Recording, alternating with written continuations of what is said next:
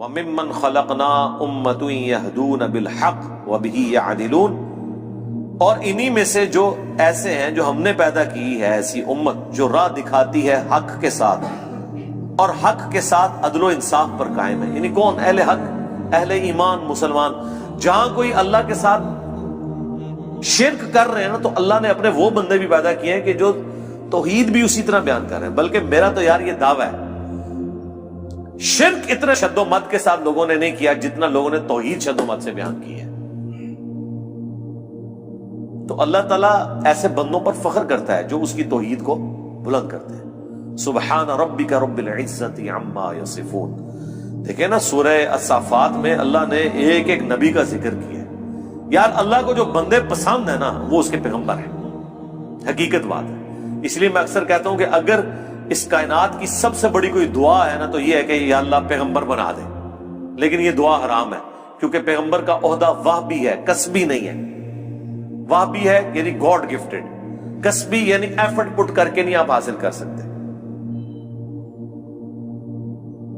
اگر اس کائنات کی کوئی سب سے بڑی دعا ہے نا تو یہی ہے کہ اللہ پیغمبر بنا دے، تو یہ تو پاسبل نہیں. تو اس کے بعد دوسری دعا یہ ہے کہ ہمیں قیامت میں اور جنت میں انبیاء کا پڑوس نصیب فرما. آمین. اس سے بڑی کوئی دعا ہو ہی نہیں سکتی. تو اللہ کو اپنے پیغمبر اتنے پسند ہیں، اللہ تعالیٰ اتنی تعریف کر رہا ہے ابراہیم کی کہ اللہ تعالیٰ کے لیے بس ابراہیم ہی ہے انسانیت میں. اس طرح ذکر ہے. اللہ تعالیٰ کیا فرماتا ہے؟ ابراہیم جس نے ہم سے وفا کی، سورہ النجم میں. سورۃ البقرہ میں اللہ تعالیٰ فرماتا ہے جب جب آزمایا ابراہیم کو اس کے رب نے تب تب وہ کامیاب ہوا. پھر سورہ الصافات میں تو بڑی قربانی کا ذکر ہے کہ بیٹے کی قربانی مانگی. پھر اللہ نے کہا کہ سلام علی ابراہیم، سلامتی ہو ابراہیم کے اوپر. یوں ہی ہم جزا دیا کرتے ہیں اپنے نیکوکار بندوں کو. ہم نے اس کی قربانی کو انسانیت میں ہمیشہ کے لیے زندہ کر دیا. آج امت محمدیہ ہے لیکن قربانی کو کہتی ہے سنت ابراہیمی، حج کو کہتی ہے سنت ابراہیمی، اسلام کو کہتی ہے دین ابراہیمی. ملت ابیکم ابراہیم هو سماکم المسلمین من قبل وفی ھذا. یار چھوڑ دے سب سے بڑی بات رسول اللہ. قل اننی ہدانی ربی الی صراط مستقیم. اے نبی تم فرماؤ مجھے تو میرے رب نے سیدھا راستہ دکھا دیا. دینا قیما ملت ابراہیم حنیفا، دین جو کہ قائم ہے ابراہیم کی ملت پہ جو سب سے ٹوٹ کر ایک اللہ کے ہو گئے تھے. وما کان من المشرکین، وہ مشرک نہیں تھے.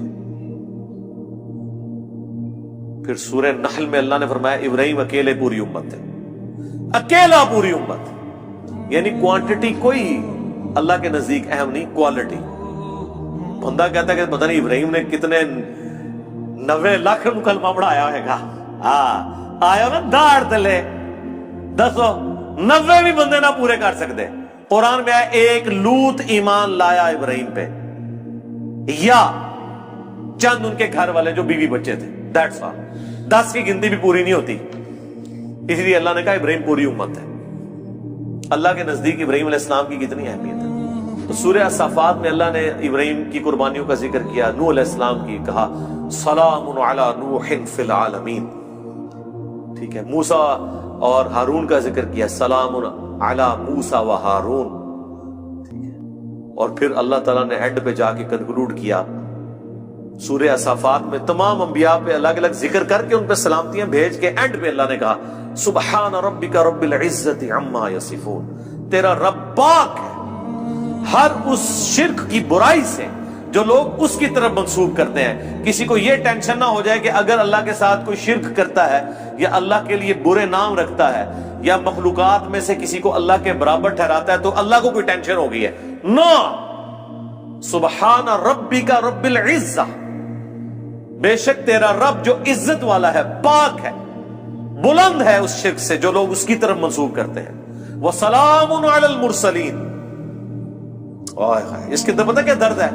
اللہ کہتا ہے ہمارے لیے تو ہمارے پیغمبر ہی کافی ہیں، سلامتی ہو ہمارے پیغمبروں پر، انہوں نے ایسا حق ہمارا ادا کیا کہ پوری انسانیت گمراہ بھی ہو جائے نا ہمیں کوئی پرواہ نہیں ہے۔ ہمارے جو سچے بندے تھے، ابراہیم، موسیٰ، عیسیٰ، نوح، آدم، محمد رسول اللہ صلی اللہ علیہ وآلہ وسلم، ان پر سلامتی ہو، والحمدللہ رب العالمین، اور تمام تعریفیں پھر اللہ کے لیے۔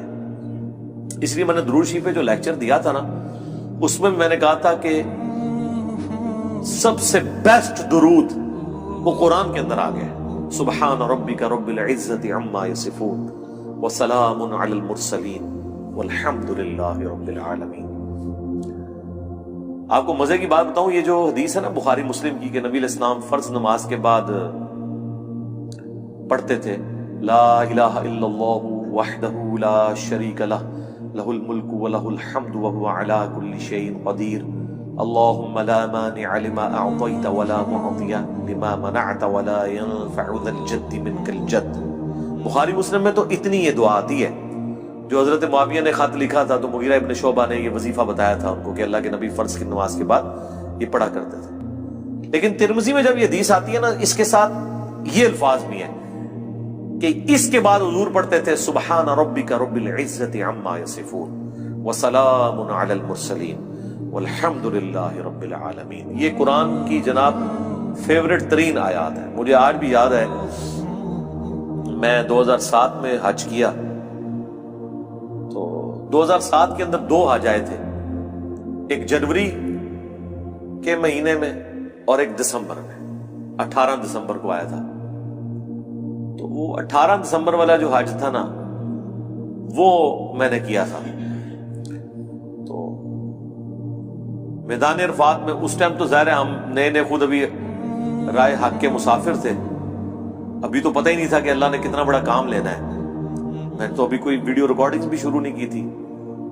تو میدان عرفات میں مجھے آج بھی یاد ہے، میں جب دعائیں کر رہا تھا نا، تو مجھے ایک چیز جو میرے دل میں غم کے طور پہ تھی کہ دنیا کتنی شرک میں ڈوبی ہوئی ہے، اور پیغمبر دنیا میں آتے ہیں، کوشش کرتے ہیں، فٹ فٹ کر کے چلے جاتے ہیں، لیکن پھر بھی ہدایت جن کی نصیب میں وہ حاصل کرتے ہیں جو ایفرٹ پٹ کر رہے ہوتے ہیں۔ تو اللہ تعالیٰ نے اتنی بڑی کائنات بنائی، اتنی مخلوقات پیدا کی، لیکن اینڈ رزلٹ یہ نکلا ہے۔ دنیاوی طور پہ تو ہم اسے ناکامی سمجھ رہے ہیں نا کہ اتنے بندے پیدا کیے ہیں تے وچوں جڑے کام دے بندے نے وہ چند ہی کی نکلے نے، باقی تے سارے فارغ ہو گئے۔ ٹھیک ہے، تو اب دنیاوی اعتبار سے تو ہم شاید اسے کریٹر کی کمزوری سمجھ رہے ہیں، لیکن اللہ تو بے پرواہ ہے، اللہ کو تو کوئی فرق نہیں پڑتا، سارے جہنم میں چلے جائیں، سارے جنت میں چلے جائیں، اللہ کو کوئی پرواہ نہیں۔